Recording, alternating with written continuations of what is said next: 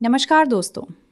आज के इस वीडियो में हम आपको ले चलेंगे भारत की एक ऐसी पवित्र नागरी में जहां समय भी अपनी गति खो देता है, जहां मृत्यु भी भय से दूर रहती है और जहां स्वयं महादेव काल के रूप में विराजमान हैं। आज हम बात करेंगे उज्जैन के श्री महाकालेश्वर ज्योतिर्लिंग के बारे में, जो सिर्फ एक मंदिर नहीं बल्कि समय, मृत्यु और मोक्ष का जीवंत दर्शन है। इस वीडियो को अंत तक देखिए, क्योंकि महाकाल की कहानी सिर्फ सुनी नहीं जाती, महसूस की जाती है। उज्जैन मध्य प्रदेश में स्थित एक ऐसी नागरी है जिसका वर्णन ऋग्वेद, महाभारत और कई पुराणों में मिलता है। प्राचीन काल में इसे अवंतिका कहा जाता था। ये नागरी भारत की सबसे पुरानी बस्तियों में से एक मानी जाती है। कहा जाता है कि कभी यहीं से पूरे भारत में समय की गणना होती थी। इस नागरी को काल गणना का केंद्र माना जाता था और इसी कारण यहाँ महाकाल का वास माना गया। महाकालेश्वर मंदिर भारत के 12 ज्योतिर्लिंगों में से एक है, लेकिन ये ज्योतिर्लिंग सबसे अलग है। महाकाल एकमात्र ऐसे ज्योतिर्लिंग हैं जो दक्षिणमुखी हैं। दक्षिण दिशा को मृत्यु की दिशा माना जाता है और इस दिशा में स्थित शिवलिंग ये दर्शाता है कि महादेव स्वयं मृत्यु पर भी नियंत्रण रखते हैं। इसी वजह से महाकाल को कालों के काल कहा जाता है। ये भी माना जाता है कि महाकालेश्वर ज्योतिर्लिंग स्वयंभू है, अर्थात इसे किसी ने स्थापित नहीं किया, बल्कि ये स्वयं प्रकट हुआ। इस जगह पर शिव का प्रकट होना एक घटना नहीं, बल्कि एक दिव्य संदेश माना जाता है कि समय और मृत्यु दोनों पर शिव का आधिपत्य है।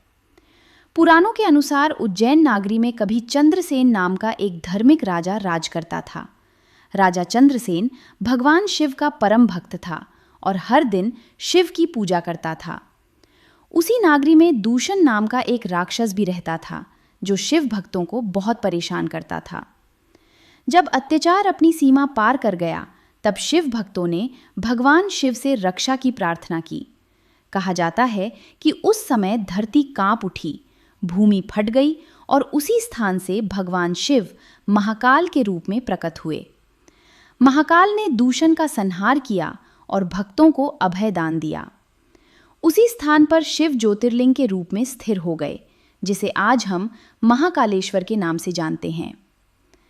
महाकालेश्वर मंदिर की सबसे विशेष और रहस्यमय पूजा है भस्म आरती। ये पूजा ब्रह्म मुहूर्त में होती है, सुबह के अंधेरे में, जब पूरी दुनिया सो रही होती है। इस आरती में शिवलिंग पर भस्मा चढ़ाई जाती है। भस्मा शाव की राख होती है, जो हमें याद दिलाती है कि ये शरीर नश्वर है। अंत में सब कुछ राख में बदल जाता है। महाकाल हमें ये सिखाते हैं कि जीवन और मृत्यु एक ही सच के दो रूप हैं। जो व्यक्ति इस सत्य को समझ लेता है, उससे मृत्यु का भय कभी नहीं सताता। इसीलिए कहा जाता है कि जो महाकाल का सच्चे मन से दर्शन कर लेता है, उस पर यमराज का भी अधिकार नहीं रहता। उज्जैन को मोक्ष की नागरी भी कहा जाता है। गरुड़ पुराण के अनुसार जो व्यक्ति उज्जैन में अपना अंत करता है, उसे मोक्ष की प्राप्ति होती है।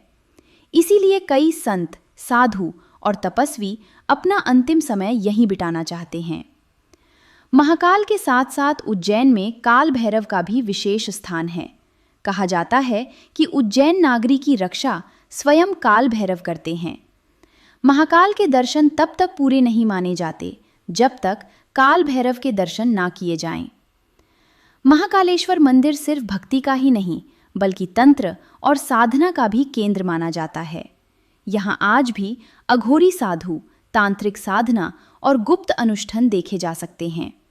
ये सब इस बात का प्रमाण है कि महाकाल सृष्टि और संहार दोनों के स्वामी हैं। सावन के महीने में और महाशिवरात्रि के अवसर पर महाकालेश्वर मंदिर में लाखों श्रद्धालु दर्शन के लिए आते हैं। इस समय मंदिर का वातावरण अद्भुत और दिव्य हो जाता है। घंटी की ध्वनि, मंत्र उच्चारण और भक्तों की श्रद्धा मिलकर एक अलग ही ऊर्जा का निर्माण करती है। महाकालेश्वर हमें ये संदेश देते हैं कि समय सबसे शक्तिशाली है, मृत्यु अताल है और केवल भक्ति ही अमर है। जो व्यक्ति इस सत्य को अपना लेता है, उसका जीवन भय से मुक्त हो जाता है। जहाँ समय भी रुक जाए, जहाँ मृत्यु भी सिर झुका दे, वहीं विराजमान हैं भगवान महाकाल। जय महाकाल।